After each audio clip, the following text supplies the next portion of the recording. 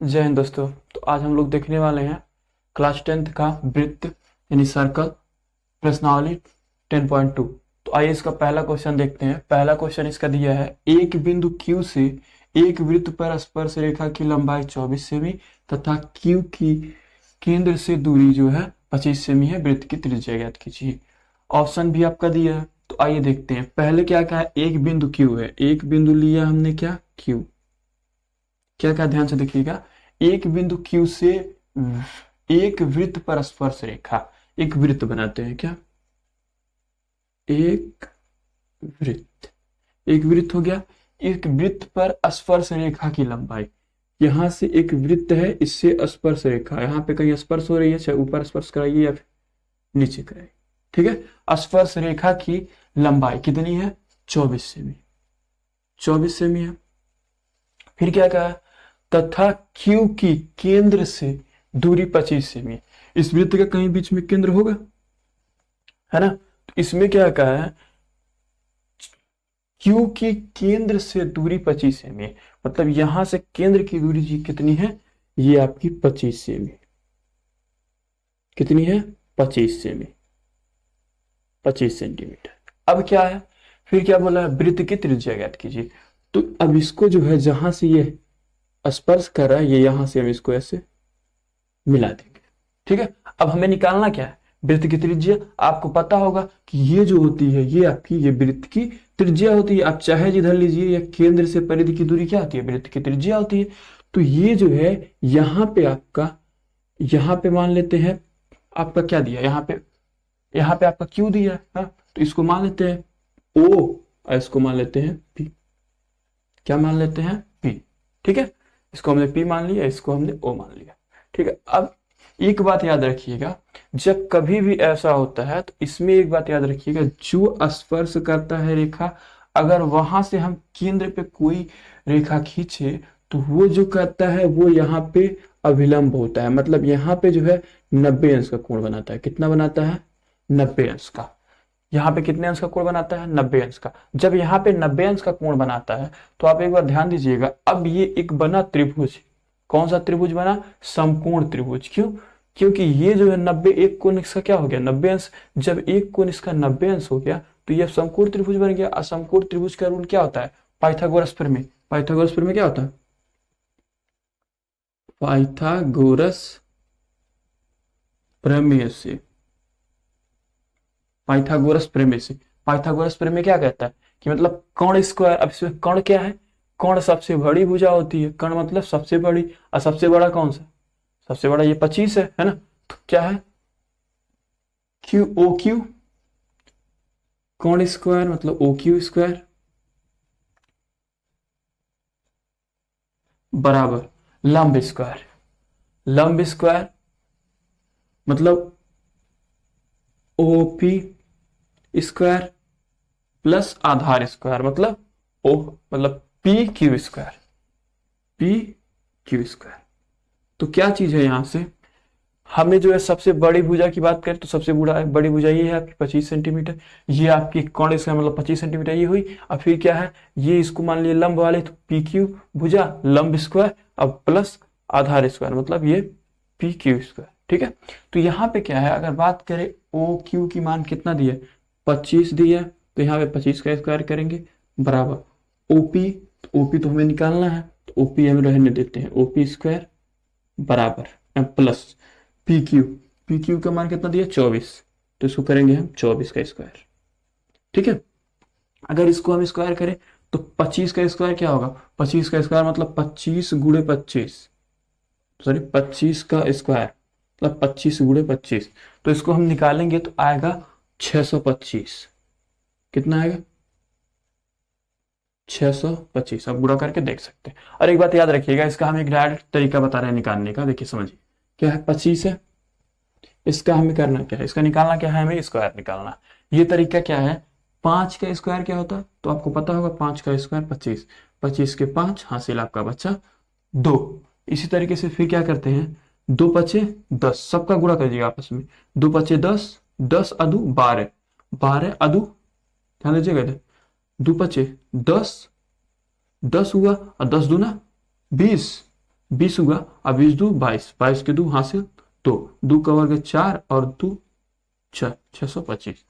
ठीक है, तो इसी प्रकार से इसको क्या है, ओपी है तो ओपी ऐसे उतार लेंगे, ओपी स्क्वायर बराबर। इसी प्रकार इसका करेंगे तो कितना होगा, तो 4 का वर्ग कितना हो जाएगा, 4 का वर्ग आपका 16 होता है, 16 के 6 हासिल 1, फिर करेंगे 2 चौक 8, 8 हुआ और 8 का फिर गुणा कर दीजिए 2 में, 8 दूनी 16 और एक 17, 17 के साथ हासिल आपका 1 हो जाएगा, और 2 का वर्ग 4 और 1 5, कितना आ गया 576। अब हमें ओपी का मान निकालना है तो इसको हम इधर लेके आ जाएंगे, तो 625 माइनस ये आपका इधर आ जाएगा, जब इधर प्लस है तो इधर आएगा माइनस, 576 बराबर ओपी स्क्वायर।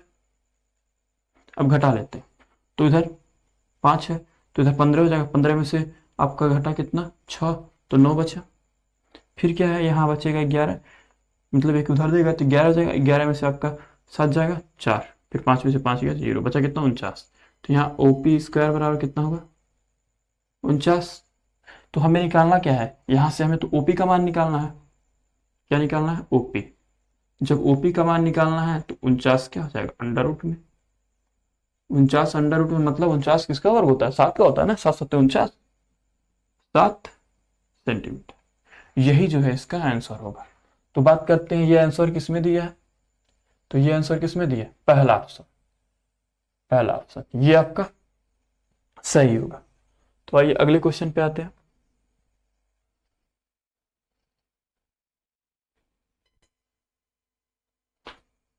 तो आइए अगले प्रश्न की बात करते हैं। तो अगला प्रश्न हमारा दूसरा क्या दिया है, आकृति में यदि पीटी पीक्यू केंद्र है, पीटी और टी क्यू केंद्र ओ वाले किसी वृत्त पर दो स्पर्श रेखाएं।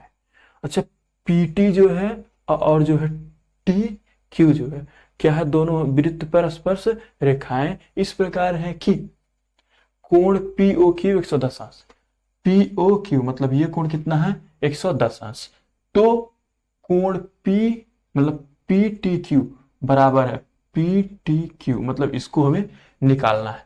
अब देखिएगा इसको निकालेंगे कैसे, तो इसका ऑप्शन भी दिया सामने, ठीक है। इसकी बात करें अगर, तो ये जो प्रश्न है पहले आपको ये चीज पता होना चाहिए कि यहाँ पे जो स्पर्श रेखा है, ये स्पर्श रेखा और ये स्पर्श रेखा, जो स्पर्श रेखाएं होती हैं, ये अगर इनको हम केंद्र से मिलाएं तो ये जो इनके बीच का कोण बनता है, यहाँ पे इनके बीच का ये लंबवत होते हैं, मतलब इनके बीच का कोण 90 अंश बनता है। कितना बनता है 90 अंश। इसी प्रकार बात करें इसका, तो ये भी जो है 90 अंश का बनता है।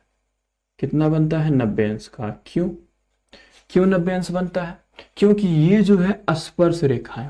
और एक बात याद रखिएगा, अगर कोई भी वृत्त पे स्पर्श रेखाएं हैं तो वो जो है केंद्र से जब क्या होंगी 90 अंश का, जब केंद्र से कोई रेखा मिलाई जाएगी तो वो जो है यहाँ पे 90 अंश कोण यानी लंबवत होंगी।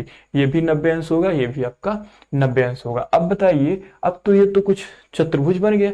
और चतुर्भुज का आपको तो पता होगा कि चतुर्भुज जो है अगर देखा जाए तो चारों भुजाओं का योग कितना होता है 180 अंश। यहाँ पे देखिए 1 2 3 4, 4 भुजा हुआ। आज यही भुजा हमें निकालनी है। अब बताइए, जब ये भुजा ये भुजा ये भुजा पता है और हमें यही भुजा निकालनी है, तो ये तो हम आराम से निकाल सकते हैं। देखिए कैसे, तो इसको जो है हम देखते हैं, लिखते हैं चारों जो है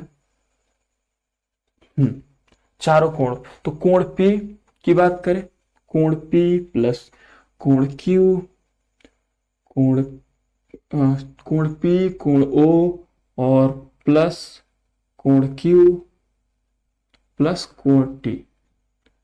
देखिए क्या हमने क्या किया, एक बार कोण P को लिखा, कोण O को लिखा, प्लस कोण P को लिखा, प्लस कोण T को लिखा। अब क्या है, इस तीनों चारों का योग कितना होता है, चारों का योग होता है 360 अंश। कितना होता है 360 अंश। अब एक बात ध्यान दीजिएगा, यहाँ पे जो है इस प्रकार से भी लिख सकते हैं या एक प्रकार से और भी लिख सकते हैं, अभी वो हम तरीका बताएंगे। तो फिलहाल अभी के लिए यहाँ पे देखिए कोण P कितना है 90 अंश है, तो 90 अंश प्लस कोण O की बात करें 110 अंश है, तो यहाँ पे 110 अंश प्लस कोण Q की बात करें 90 अंश है उधर, तो 90 अंश प्लस कोण T, यही चीज तो हमें निकालना है, यही निकालना है, कोण T बराबर 360 अंश। अब ध्यान दीजिएगा, इन सबको हम जोड़ेंगे, तो जोड़ते हैं कितना आएगा, तो तो आपका ये 90 जोड़ेंगे कितना होगा, 180 होगा, और 110 जोड़ेंगे तो कितना हो जाएगा आपका 290,